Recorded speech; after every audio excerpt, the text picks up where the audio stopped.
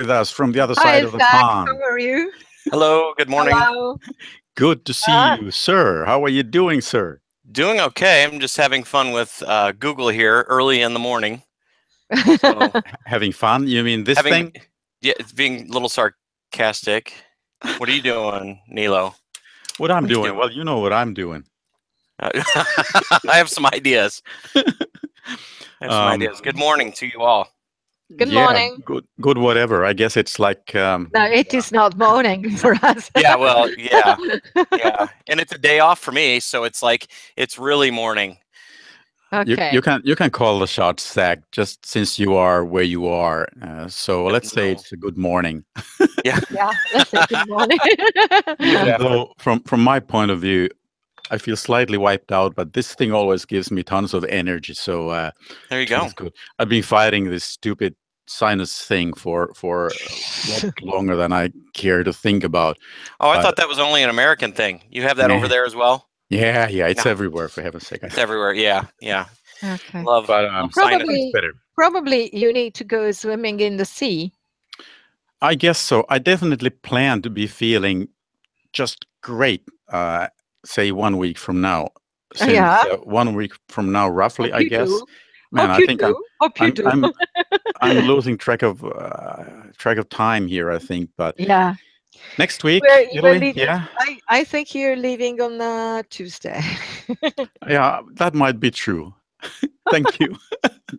Anyway, let's try some kind of an introduction from my side. I was just trying to figure out if there are other folks who are going to pop in. Might be. By the way, do you guys hear me properly? Yeah. Very good. Very good. Okay, great. I've had major trouble with some equipment as well, since there are too many knobs and switches and stuff these days, and it seems I just can't master them. But so far, so good. Yeah. Anyway, some other folks might be popping in, like Agneta, who's a principal in another school, and she's kind of interested in everything connected to international work. So I think I mailed her the link. I definitely think so.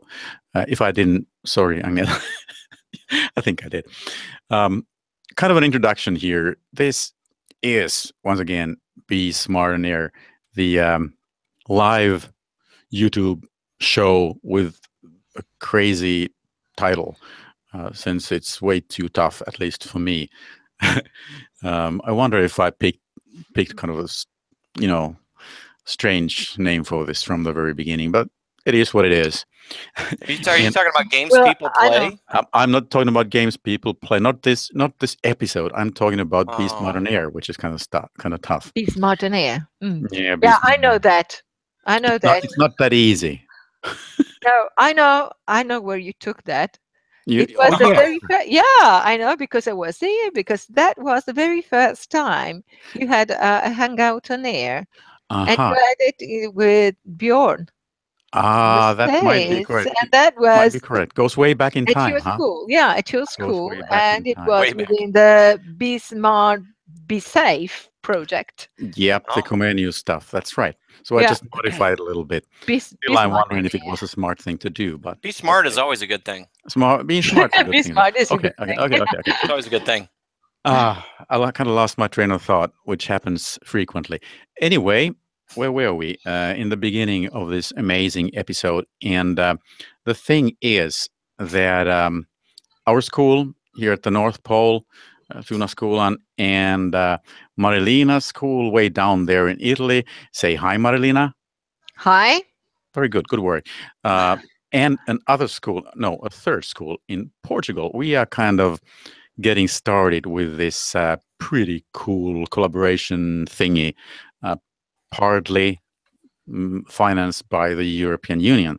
And I guess Marilina said that, was it before we went on air here, that we've been trying to work on this, like, is it really 3 years? Might be three Yeah, years it is 3 years. Yeah. since we got started with the whole thing. Yeah, We got this the was, idea. yes. This is the third year. Yeah.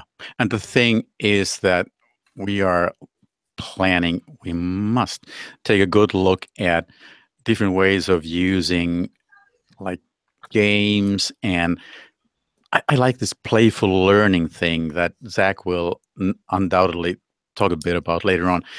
Playful learning ideas in learning and education. That's pretty much the main thing here. Did I get it roughly right, Marilena? What do you think?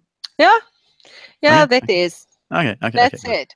Yeah, And we're going to have our students think about games in education, and we as teachers also use different types of games or playful approaches, as Nilo was saying, to education, and see what happens in our classes. If there is any improvement in engagement and motivation by the students, or also improvement in the learning. right. And of course, Zach here from the other side of the pond, again from the European point of view, has been doing this stuff quite a bit, putting it mildly. I think during a couple of years. That's rough. That's roughly the deal. But before we dive right in, and actually, I'm kind of interested in learning quite a bit more about what you've been up to, Zach, since I haven't had the pleasure to chat with you that often during the last couple of years. But it's always great fun and a learning experience for sure.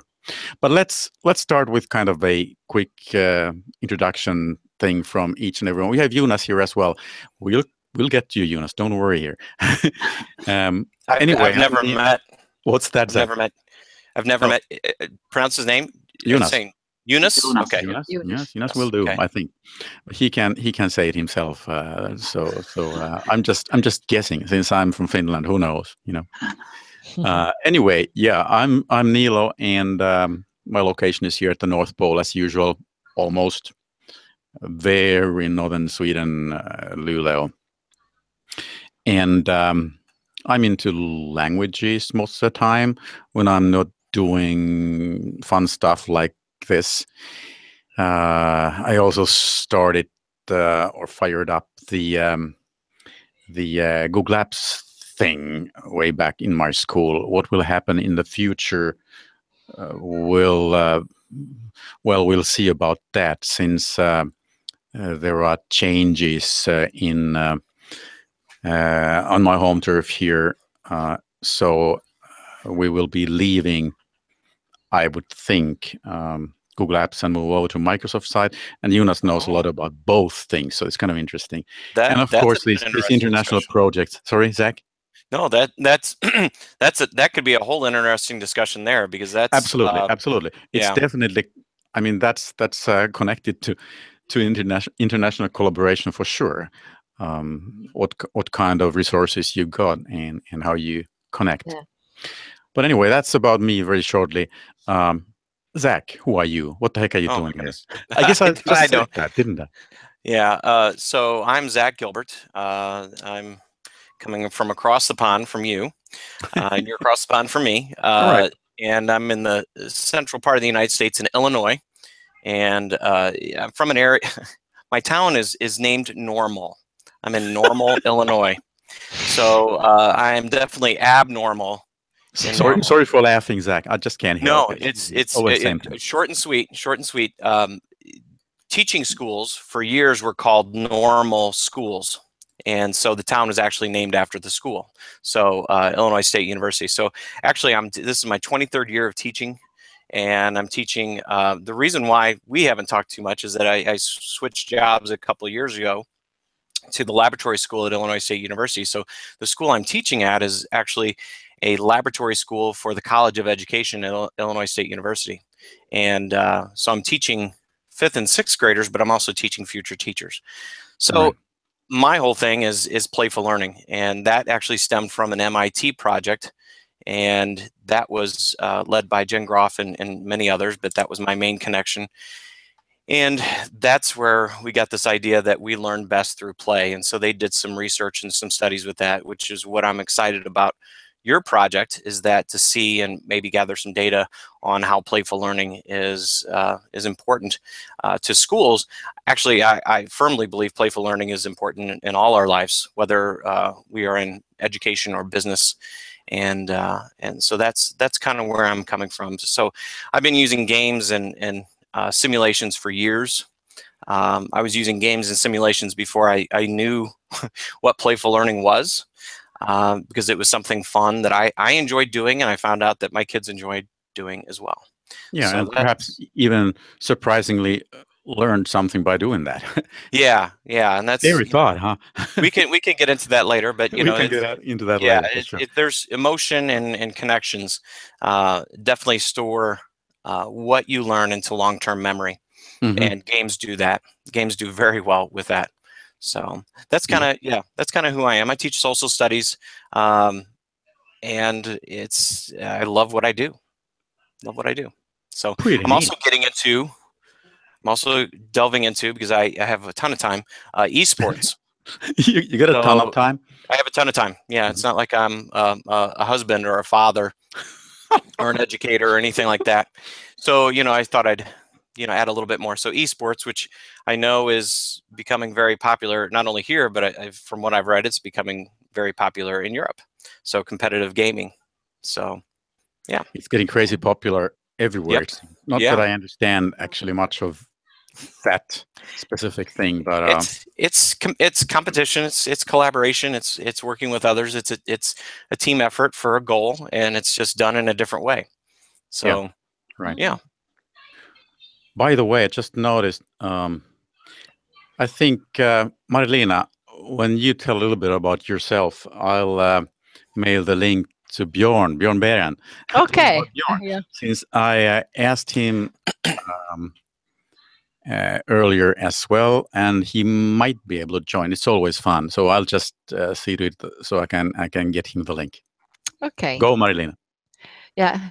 Well, I'm Marilena Lunigro, and I teach English as a foreign language in southern Italy, very far south. We are, Italy looks like a boot, and my place is down the hill of the boot. I teach English, but I'm also interested in a lot of other things and connecting the teaching of English with other things like games, and I play a lot of games with my students, and technology. Last year, I even had a robotics project connected to the reading of The Wizard of Oz. So I try and do things which can be interesting for my students and not too boring, and also can take my students to use the language for a real purpose and not just for completing the exercises in the textbook. All right, So, I'm back. You're back. Okay. With a bit of luck, I might have managed to send the link to Bjorn. So we'll see. It's a kind of a hit or miss kind of a thing, but in case he's got time, it will be fun, of course. Great. Okay, Jonas, what about you? So can you hear me? Oh, yes, we hear you. It's always good. The thing is, my name is Jonas Beckelin, and I'm in Stockholm in Sweden. And I, first of all, have to say that I'm just come back from the end of last week within the Google Innovator Academy, which was really, really, really turning upside down about a lot of things that you think you know, and now it's about expanding projects and moving things forward. So very, very energetic days. Very cool. Where was it, by the way?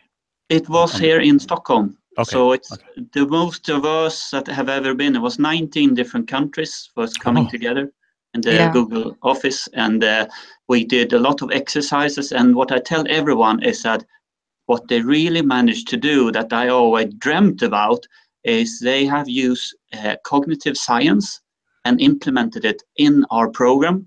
So every event we were doing and switching activities were all based on how our brains were tired after lunch, or how we were energetic in the morning, and it was all like changing activities, which I think is exactly how I want education to be. Like, it shouldn't be one thing. It should be following the day, the light, the energy in the room. The whole program was fluid. So when it was like, well, now we need a brain activity, it was put in. Did you have like electrodes attached to your head or something like that? No, I think it was more. It's you can just ask anyone in the room. It's like, anyone feel energetic, and it was like, okay, let's get some energy back. Okay, they ask how you guys are feeling. Everyone was like, exactly.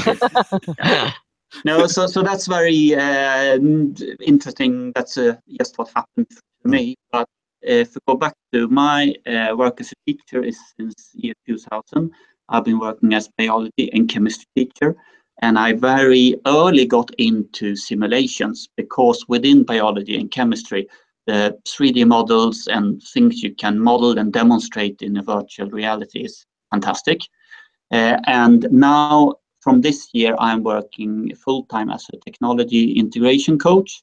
And that's what Nilo was saying, that I haven't really switched sides between Google or Microsoft, so I'm doing it all at the same time. And that's basically, at the moment, we're looking at, for instance, about digital communication. And that's what something I thought for this conversation. I'm really into using either Skype in the classroom or Mystery Hangout.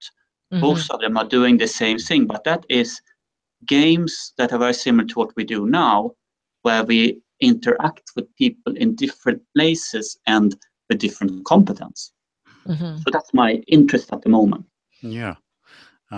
Great. And like I said earlier, one of the fun things about you, Jonas, is the fact that you have like your feelers out there in the best of the worlds, all of them pretty much. I guess these days, as to the IT giants in education, that equals Google and Microsoft.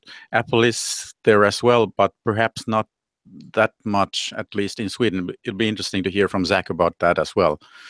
But it's like, the way I see it, at least from here, it's either Microsoft or Google these days. But you are like both. That's kind of fun. Good. All right, where to begin? I think, Zach, since you've been doing this stuff for several years, heavy duty, why don't we go back a little bit, and why don't you tell a little bit how you were working, like, and publishing stuff? You had this this live hangout thing as well. Yeah, it was kind of fun. I had a podcast, and it ran for what, 4 or 5 years, 150 episodes. And Jerry James, a very good friend of mine. Yeah, you two guys, a great team. We had a blast, and it was a very good match. But as we got older, things change, and as we get older, things change. But it really had me dive into and connect with some of the major players and with playful learning, not only in the States but also around the world. And it definitely opened up a new world. Basically, everything that I'm doing now, and the people I connect with in the universities and so on and so forth, the companies, is all from that podcast. It was probably some of the best professional development. I almost look at it. I could be, because like I said before, I need more things to do. I could be getting my doctorate. So and I figured that my 4 or 5 years doing the podcast, I probably learned and put together equivalency of a doctorate from what I've done, what I wrote, what I published, what I helped put together, the connections I made, starting of game clubs, the after-school game clubs, and getting into that. And it's also led me, and Eunice, you talked about virtual worlds.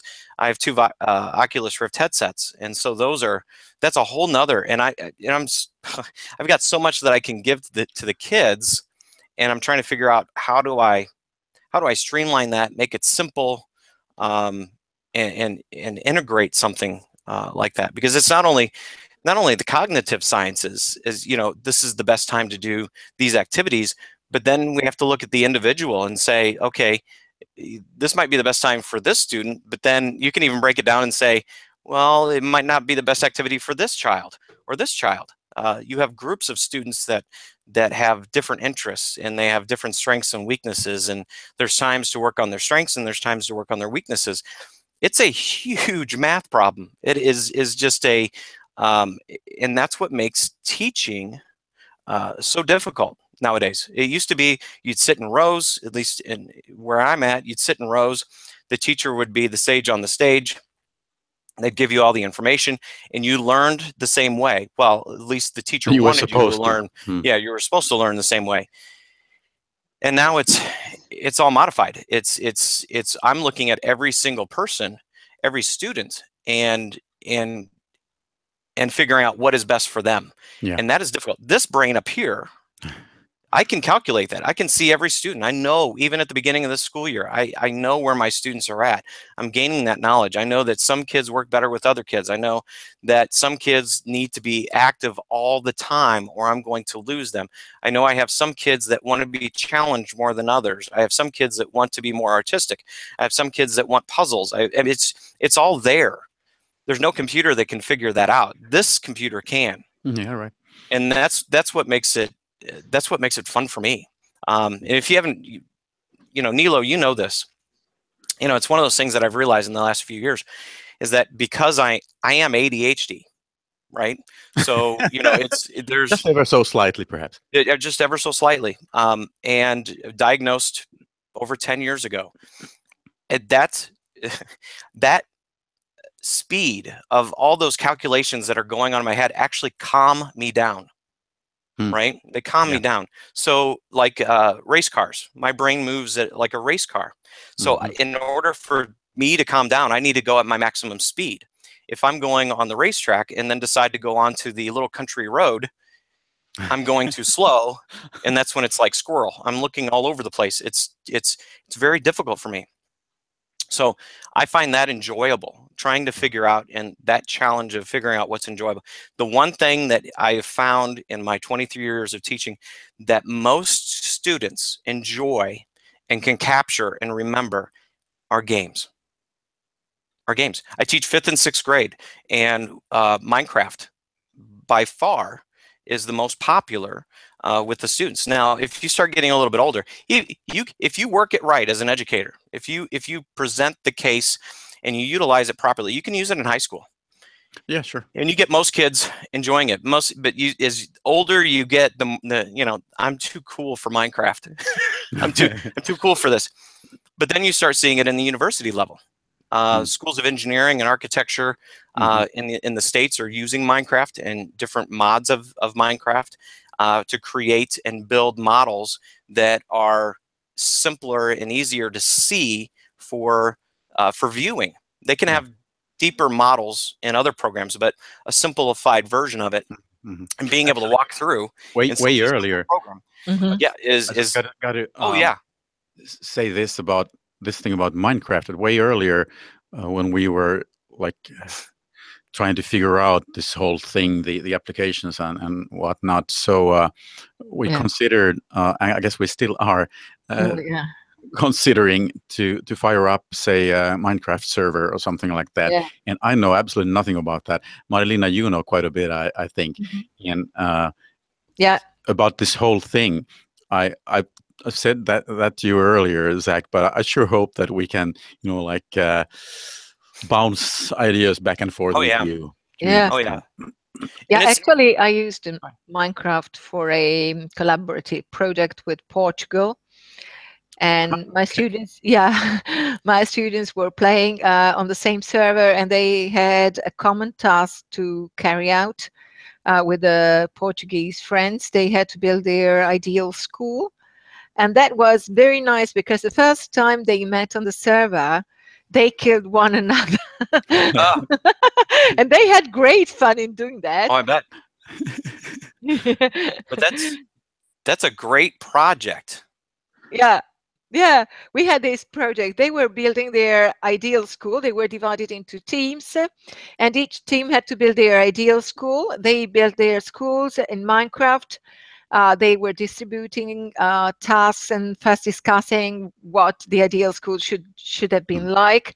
Then they met on the server and they killed one another. And we were online Okay. at the What did same they time. learn? We were having a hangout, so we could see what was happening. Yeah. And the teachers, we were all gathering. So, People came- Marlena, the learning experience was that a bit of collaboration doesn't hurt, or Yeah.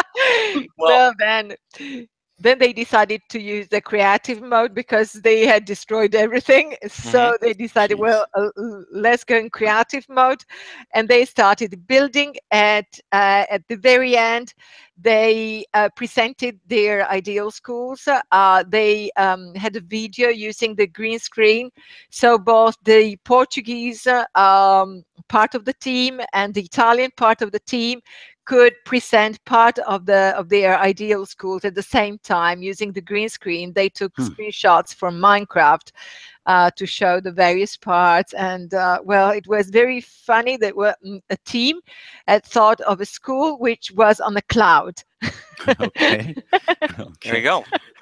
Well, Marlena, that Yeah. is what's interesting is that when most kids play, you know, there's two modes. Most of the time, they're doing survival mode. Yeah. What's interesting is that they were actually learning from each other, even when they were killing each other. Because that's the common way that they interact. 90% of the time, they are interacting. You mean killing each other? Yeah. Yes, I know. Yeah. In that mode, They were getting to know one another. they were. Friends It's to like one on the another, playground. Yeah. It's a Yeah. safe place. They weren't physically doing anything to each other. Okay, It's just- good. It was all virtual. I'm relieved. I must say, I was the boring teacher, and I tested the first edition of Minecraft for Education before it was taken over by Microsoft. And we have the student blocks that divided the groups. So I had six different groups building the protein synthesis within biology. Yeah. And they were all sealed off by student walls, so they were not able to walk. And then when they was to demonstrate, we opened gaps so that they could walk and see each other's models. Okay. So there's a lot of learning that goes on there, and actually, I find it even. I use creative mode all the time, and but I find it even more challenging to have them into a survival mode, and then trying to figure that out without destroying each other. Yeah. Right. I mean, I think that's something. I also find it interesting too is that the school day in Italy compared to Portugal. There's differences there, and so it'd be interesting to figure out, did they design their school based upon the differences and the cultural differences as well, and then figuring out, they probably learn from each other. Oh, you can do this. Oh, we can't do that, or we do this in our school, so on and so forth. Well, actually, what they designed was something what they thought would be fun. For instance, they had various proposals for the PE, for the gym and physical education. Some of them had like, they wanted to ride horses, so they had a stable with horses. They built a stable with horses. Which was neither possible in Italy nor in Portugal. Oh. And others had beds and dorms in the school, which was neither Italian nor Portuguese, but it was just their way of looking at that. Yeah. But I know in Spain, but I'm guessing possibly in Portugal, do they have a siesta? Do they have a break in the middle of the day? Well, in Italy, we do have a break because usually school is over at 1:15. And in this case, we had meetings in the afternoon. So the school, they had to come back in the afternoon for this project. But we did not, no, we do not have the school open for siesta, no. No, I know in Spain, because we're connecting with the school in Spain, and they have a siesta, so they have a break in the middle of the day and they come back for classes. because this is the cognitive sciences that you need that break. You need that break at, especially after lunch, rest a little bit and do other activities. By the way, we must say hi to Agneta here. Hey, Agneta, how are you doing? Hi. Scrambling. Do you hear us okay? Give us a thumbs up if you hear us okay. Yes, she hears just fine. It seems you were muted or are muted. It seems like somebody locked her in the room there. I didn't mute you. I didn't mute you, Agneta. Let's see. Can I do something here? I promise I didn't do anything. You should be able to talk to us. Anyway, Agneta is one of the school leaders in my area here close to the North Pole. And she's been, if I'm not completely mistaken, heavily into Minecraft and that kind of stuff as well, I believe. But it would be, oh yeah, she's nodding. Yes. No incoming audio. Darn, I should have... she might need to set in the settings, choose which microphone she wants to use. Yeah. Probably. It worked fine last time we had a hangout. One of these Google changes things. Yeah, and computers, they are like, I don't know. I think they are some kind of living creatures already. From one day to another, you never know what has happened. Yeah, it's definitely muted.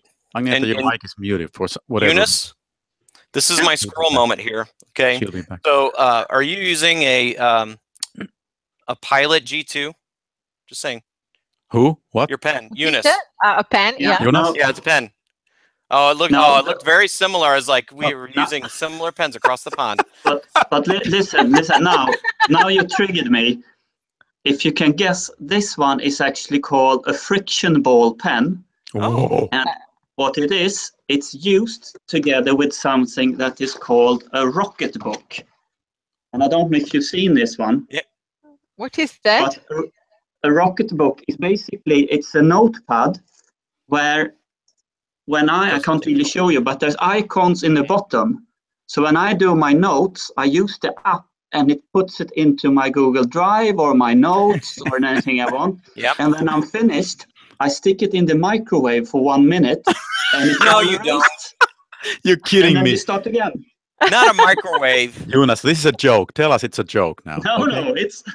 I think it's a startup that presented this during this Innovator Academy. Not a microwave. This is just crazy. Seriously? It's adapted with plastic so that you can microwave it. And No Jonas, way. you shouldn't put anything in it will make food. Only food in the microwave. Don't even try this with me. Oh my goodness. So I have a LiveScribe pen, which is like a digital pen. It has little dots on there. But I've not seen. So what is this called again? It's called a rocket book. And when you go into Rocketbook, you will say, oh no, Wave is the company that do it. Let's see if I can find the link. Say that again. Wave is what the company is called. Wave and then Rocketbook. This is just madness. The microwave thing throws me. That's all. Yeah, right. Yeah, right. I'll chuck in the link in the chat and we'll see. Okay. Can I cook popcorn at the same time? GetRocketbook.com. Jonas, can you eat that thing after you microwaved it? Well, now you know about the microplastic. We should not distribute them, and either fishes or people should eat them. Okay. Should I have a special microwave just specifically for the Rocketbook? This is just about the craziest thing I've ever heard. But if it works, it's... The Jonas, digital pen thing, that makes sense, but the whole microwave thing... Is it any good, Jonas? Yeah. The pen is only made so that when you heat up the ink, it will disappear. Sorry? So. This is getting more and more wild. Okay.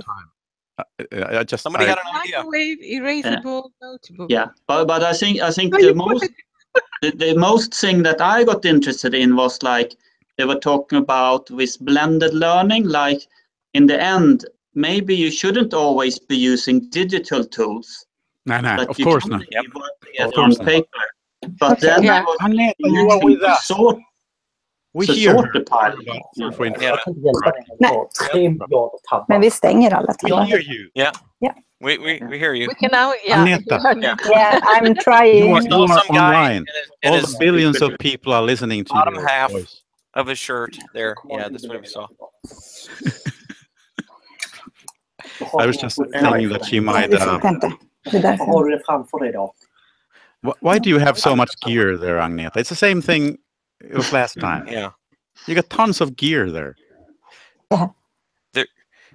Jeez. You're going to have to translate, Nilo, because hopefully she's not cursing. I don't think she's cursing. Yes, Okay. She would never curse. Oh, okay. Now, Good. Any language. Now you hear me. Yeah, Yep. sure. Do you We hear hear me you just fine. Yeah. Who are you? I What the thought heck you are didn't hear me. What the heck are you doing here, Agneta? Yeah, what I'm doing here. I'm a principal here in Luleå, and of course, now She's everything not is kidding, working. by the way. No, I'm not kidding. That's true. I do some projects, one project at the moment about gamification and reading and how to get young boys and girls motivated to read more. Right now, but I do a lot of other things with computational thinking, programming, computer science, and so on. That's kind of super interesting. Like I said, Yeah. Agneta, when we talked about this earlier, since your stuff and our stuff, talking about this project we have with Italy and Portugal, there are quite a few things that connect a bit, I believe. Yeah, I think so too. Quite cool. Yeah. You've been doing stuff with Minecraft, haven't you, Agneta? Yes, I've been doing projects with Minecraft to use Minecraft as a for presentation in different subjects. When they have been working with Vikings, for example, they have to build a Viking village or do stuff around Vikings in Minecraft. We've been doing math in Minecraft and a lot of other things too. That's pretty neat. Somehow I feel that, again, I mean, we've been on so many sidetracks that I don't even know what the main focus is any longer. But talking about this precious project of ours, I think, Marilena, one of our main challenges here is to get kind of some kind of a good structure to the whole thing and not try to reach too far, perhaps. It's so easy to try to include all the cool stuff, and it might be a little bit too much in the end. Well, I've got an idea. Maybe we can discuss it here with people who have been doing this also. But my idea was maybe in these 2 years, we might try and have our students build their own game using Minecraft. Since most of them already know, also they're able of modding in Minecraft because they do know how to do that, because they already do it, because they told me Minecraft is very, very popular among students. So we could have them think of a good story for the game, and think of levels and of challenges that they can put in the game, and then build their game and the map of their game, and the scenario in Minecraft as a mod, so that we can distribute it. And I was thinking of not using the Minecraft for Education version, but I was thinking of using a free version, which is called Minetest, and it is quite popular. I wonder why you want to use Minecraft for building games. Why not Unity instead? Or What's Unity? Unity might be a little bit difficult for my students, and well, I don't know it very, very well, and so I would need to learn it. My students already know Minecraft; they can mod in Minecraft, so this would be much easier, I guess. But I Unity. We might also Okay. Okay, I'm waiting. Then no one is saying anything. That's no. Okay. So Unity is it is a difficult program. I would say high school. The wonderful thing about Unity is that they've started building into virtual reality. So you can actually, whatever you create in there can actually be converted into VR. But I love the Minecraft concept. You know, there's so many pathways that you can go there, whether you're creating maybe a role-playing or a kind of a Zelda, or, you know, a quest type of scenario, or you're building a we have what are called breakouts or escape rooms, where you have puzzles, you're in a room and you escape out of that. I mean, those could be built into it. There's so many different variations. Types of games, yeah, types of game that you can build in Minecraft. That is what I like, because, for instance, escape rooms are very popular also among students. They like escape rooms. They're always, well, here we have some escape rooms, or even here in southern Italy, and they love it. So they might build something that is an escape room, or they want to build like, things like you have to jump obstacles and take quizzes, or they want to have a role play. They can decide what they want. And I think that Minecraft is pretty flexible. And particularly this free version, which is called Minetest, they've got a lot of mods on GitHub that you can reuse. Are free, you can reuse, so you do not need to create fire. Yes, that's always a positive. From scratch, yeah. Yeah, sure. I mean, for me, I'm in whatever the deal, basically, since I know. Personally, I know nothing about this stuff, so I'm just eager to jump in whatever ideas, like we have. And Nilo, you were talking about if you needed a framework for this, and you know, did I talk to you about flow? Flow blows me away. Well, why don't you tell a little bit about that? Okay, so there's two different flow. There's FLOW, which is a whole concept of not having it too hard or too easy. And that's your concept is FLO, huh? Mine's FLO, which is basically we should enjoy what we do, right? We should all enjoy, whether we're teachers or students, or for a business owner, or whatever it is. The L is for learning. And, you know, we need to make emotional and personal connections to that learning, but the students also need to know what they are learning. So if they're building this Minecraft scenario, or they're building a game, they have to know the learning targets. What's the goal of that? What's the goal of that game? So, but when we connect to that learning, it goes into long-term memory. So I use a game called Catan, Settlers of Catan, which is a tabletop game. And I use that in economics, and I just taught my 5th graders, my 6th graders already know it. But it's a supply and demand game, and the kids, instead of having them read about supply and demand and just discuss it and take a test over it, I can actually have them live it within a game, and so they learn by playing. So that's an emotional or personal connection. And the last one is O, which is others, learning from and with others.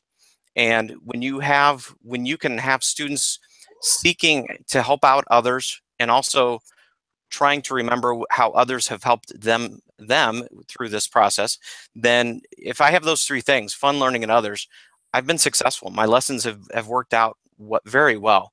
And so that's kind of the framework that I've been putting together and sharing and presenting on, because those are the 3 main things that over my 23 years of teaching, that's what it takes. The kids need to enjoy what they're doing. They need to understand what they're learning, and they need to learn how to collaborate with others.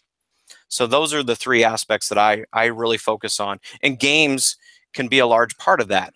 And that's, I think, is important. As I was talking about earlier, games have that personal and emotional connection that for a high percentage of our students, they really enjoy.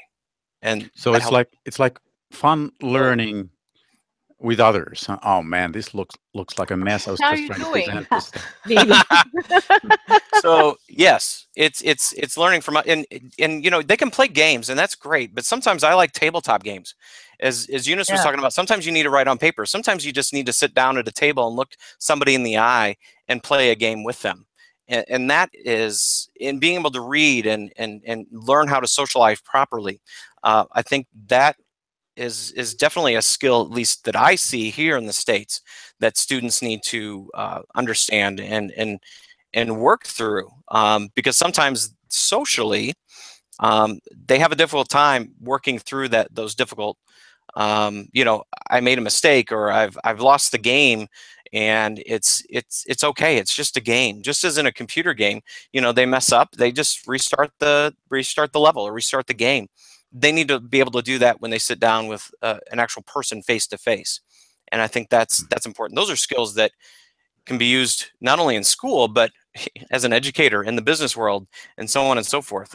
You're going to make mistakes, and learn how to deal with that, and learn how to work with others, and be able to read others. I think there's a lot that can be said from seeing emotions and seeing how others are reacting to stress, whether it's just a game, right? It's just a game. So learning in that manner. Is Nilo there? Yeah.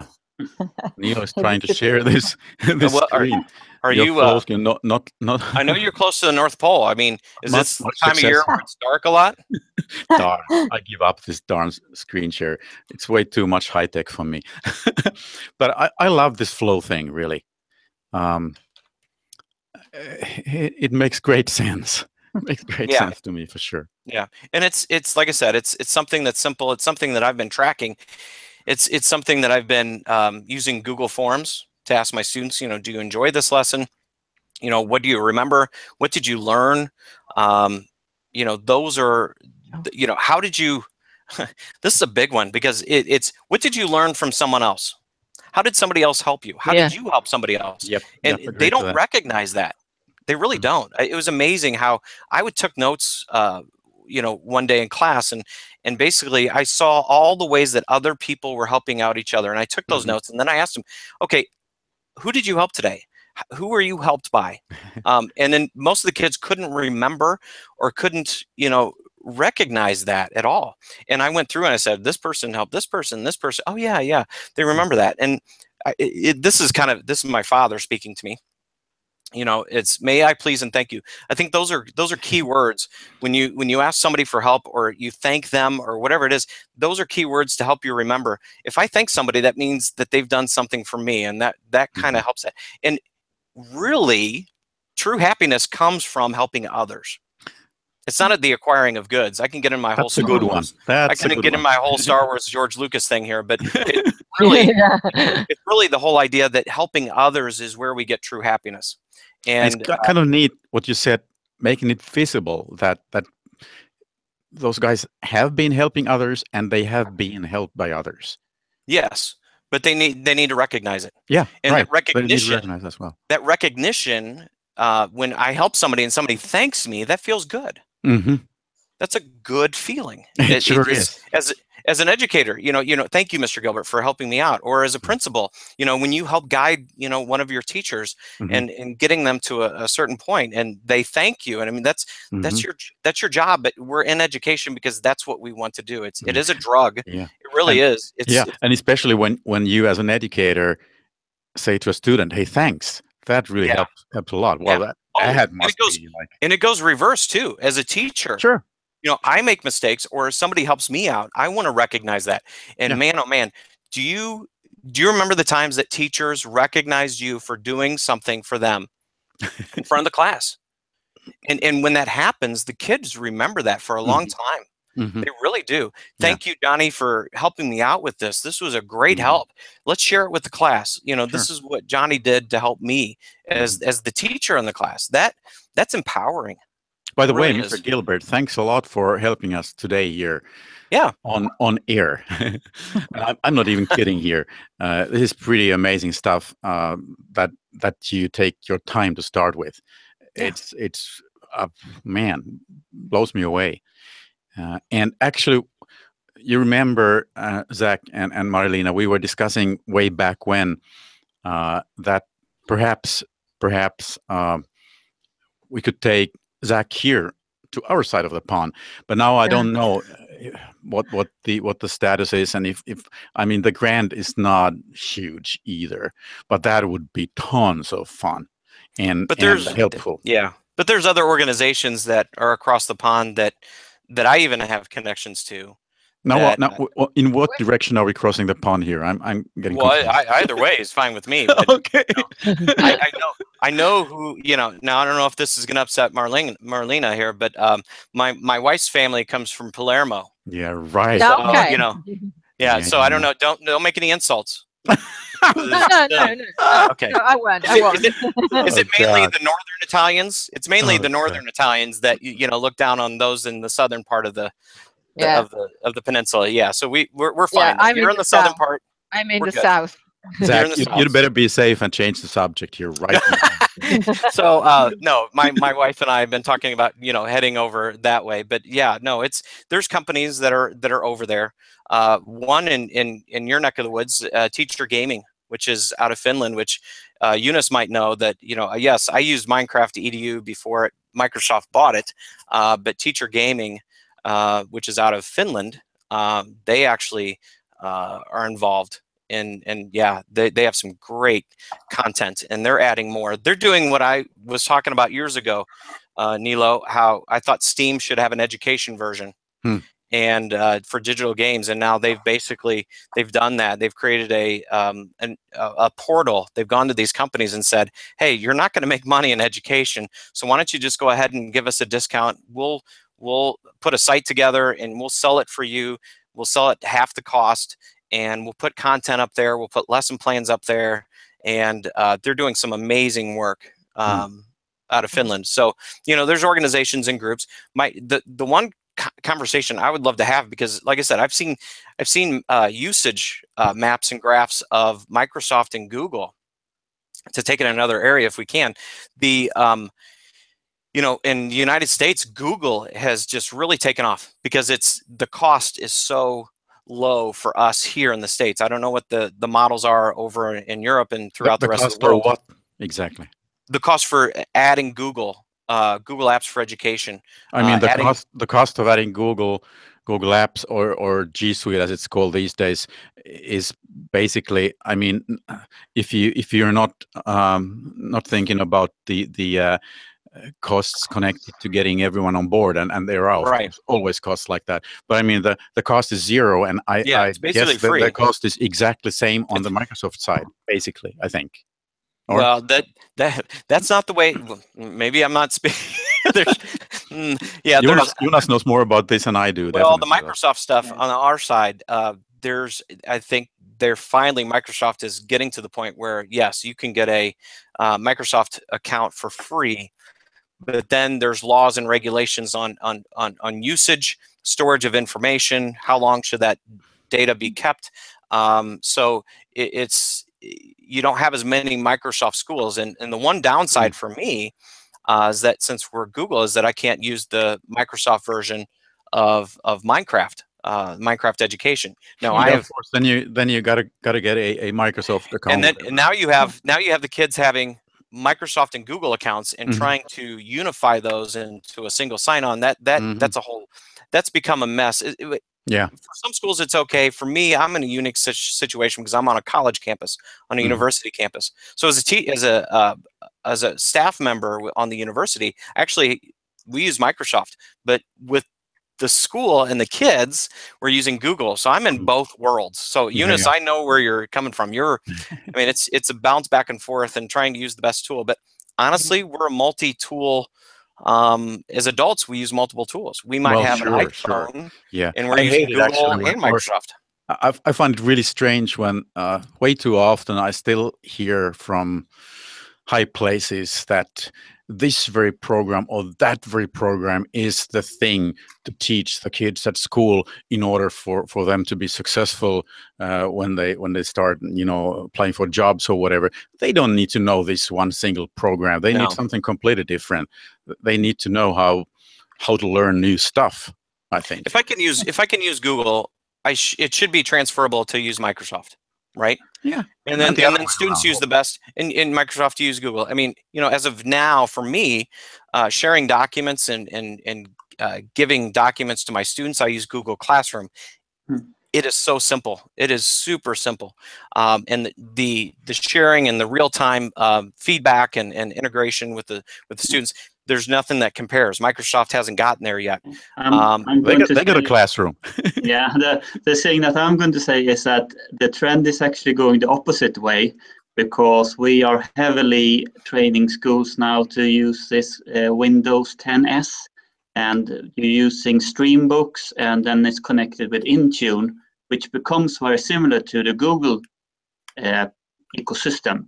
By the way, Jonas, who's us? Who's us?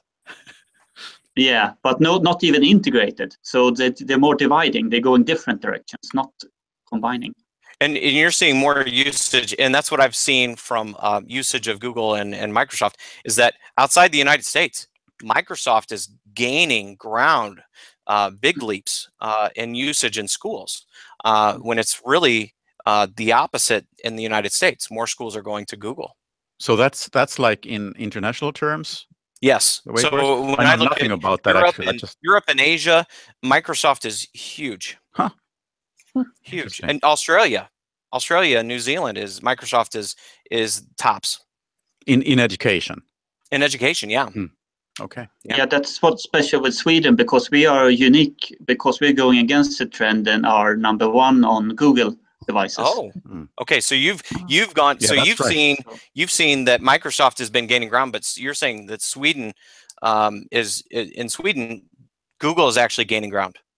Well, yeah, and it has gained ground, I guess. I must say that as to this discussion, whether it's Microsoft or Google, which is more like number one in Sweden, I haven't got a good idea about that, really. So it's kind of interesting to hear what you say, Jonas, and what you, Zach, say, since I've never seen any real comparison anywhere.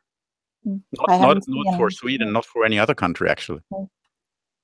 Just like something that people, they got it like a rough idea or whatever. I guess I've got some kind of rough idea for Sweden, but not more than that. Nothing to back it up, actually. But here in Luleå, it's going to be Office 365. Well, I don't think. I know. Yeah, I know. It's been decided by the powers that decide these things. I got the account today because we are using Minecraft Education. So we need I mean, we are using Minecraft at iPads, and you can't use it without an account anymore. Yeah, right. But I mean, the fact that here on our home turf for Agneta and me here up in the north, that the way things go is the Microsoft way, can have been a huge surprise to anyone, since I mean it's been the Microsoft infrastructure here since way back when, and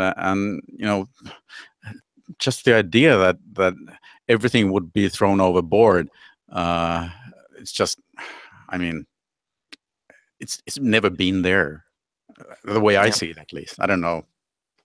I think it's more important that you know how to collaborate during this. Even if it's Google or Microsoft. Yeah, absolutely. You know it doesn't how matter. To use the tools. Absolutely. That's the thing. That's the thing. Yeah, right. And most adults are using both. Yeah. Yeah. Sure. Yeah. Sure. So that's how that goes. We won't be, since we can't. It seems later on. I know that here at the university here in Luleå, we have both Google and Office 365. So. Well. Just noticing Eunice posted a free, oh goodness, I'm going to forget the name of how that's called, a free course.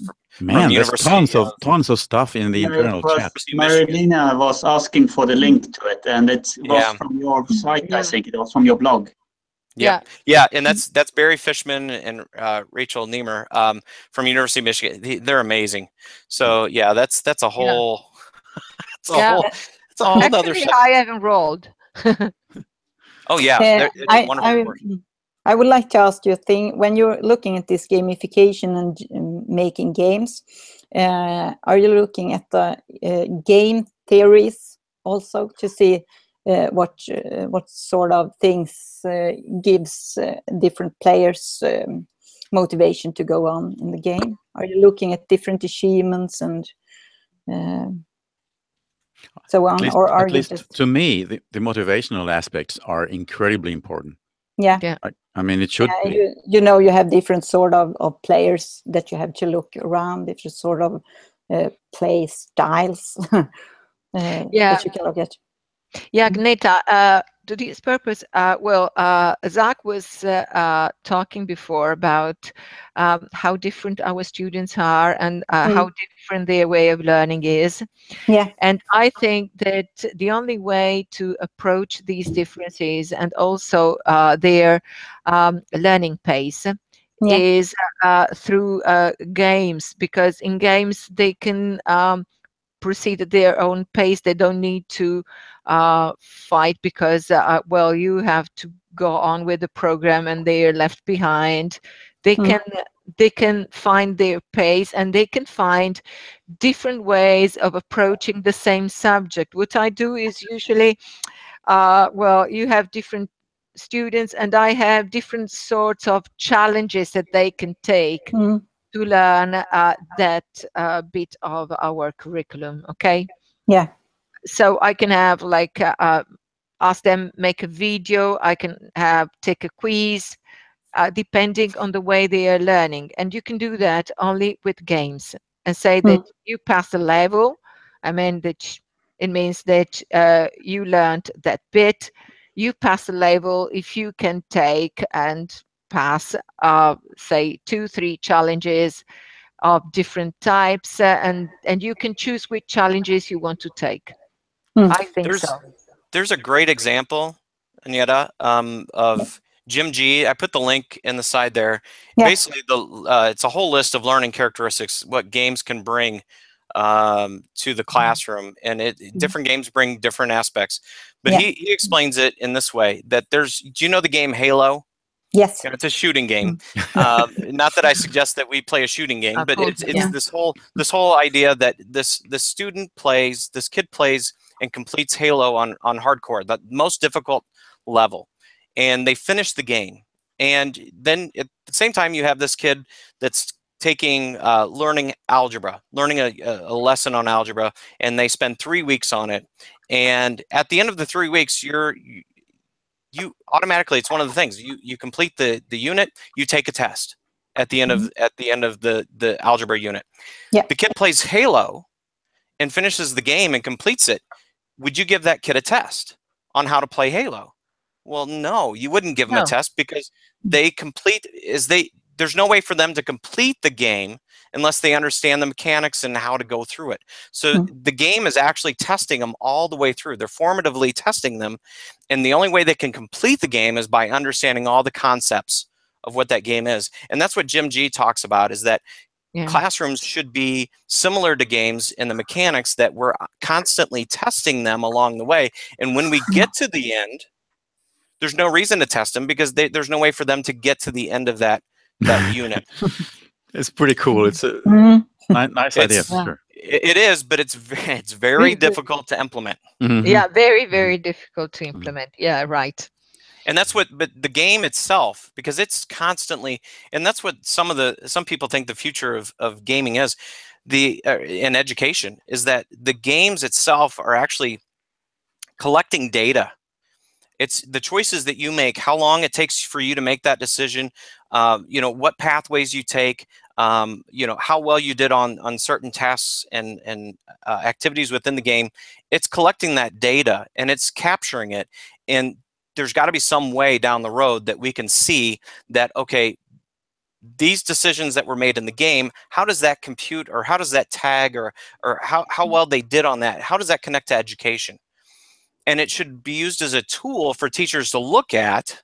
So I think Eunice sent a link for, we do a project with colonization of planet Mars 2020, right? So for them to go to that and go through this project of colonization and the decisions that they make, if that was in a game, the teacher could see, okay, they completed these tasks, they did these computations, they worked on these civic skills, they did all this, and they can see that at the end and have charts and graphs to explain that. The teacher can look at it as a professional and say, okay, this is what I can see from here, and then talk to the student, and then they can assess and give them some type of grade. The problem is that, and we've all seen this because I'm sure we've all done standardized testing, is that I have some students that do really well taking a multiple guess test, a multiple choice test, and I have some students that don't. And the scores that I see don't always match with their scores don't always match with where they're really at. So we as professionals need to have some type of narrative in there to show that, you know, okay, these are the scores that I've seen, but this is what I've seen, and then they can actually give grades based upon that. It's got to work together. The artificial intelligence is not there, nor do I want robots teaching my students, but I don't mind if they can assist in making it easier for me to capture that data, so I can demonstrate to parents and administrators and whomever that this is the data that's been captured, this is what I see, this is where that student is at. Yeah, right. Okay, I'm dropping the mic. Okay. Marlina's got to go, and Yeah. I'm not the only one, I believe. Yeah. Actually, I booked gotta 1 go. hour, I think, with you, Zach, and for my part, I'll be staying here for quite a while at work, since there will be parents coming in and whatnot. So I'm not leaving, but I got some other things to do, But unfortunately. they could just tune in and just watch you, and then Yeah, that'd be a lot better, actually. Well, this has really been great. Lots of things to think about, for sure, at least for me.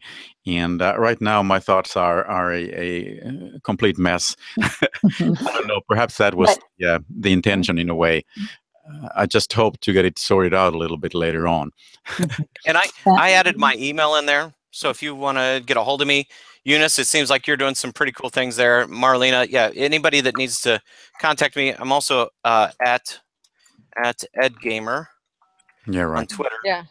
And please let me know. I mean, it's you know, I can definitely share out and connect and help out in any way. And if it includes, you know, a trip across the pond, I'm sure I could find ways, and maybe some sponsors to help out with that. I don't know if you're working with any particular companies. Let's discuss that later on. It would be tons of fun, of course, for sure. I don't know if I told you we are going to do games in Unify now together with our 6th graders, so they are okay. Yes, we're doing a project here. So what you're using a game? We are going to make games in Unity. Oh, in Unity. In Unity. That's awesome. Yes. Yeah, we're going to do it for some sort of environment from a book, and they're going to do a game out of that environment. That's the project we're going to do. Love it. Well, you definitely need to get a hold of me, because as Nilo knows, my good friend Jerry teaches high school art and digital art, and he's been using Unity for years, and he might have some helpful resources and links for you. Yeah, thank you. Super cool. We'll definitely be in touch. I think for once, I just have to listen to all this thing one more time. Normally, I mean, the problem is that I have to listen to myself as well, and that's just awful. I fully understand the way some students... I'm sorry, Nilo. But I just have to do it, because there's so much food for thought here, definitely.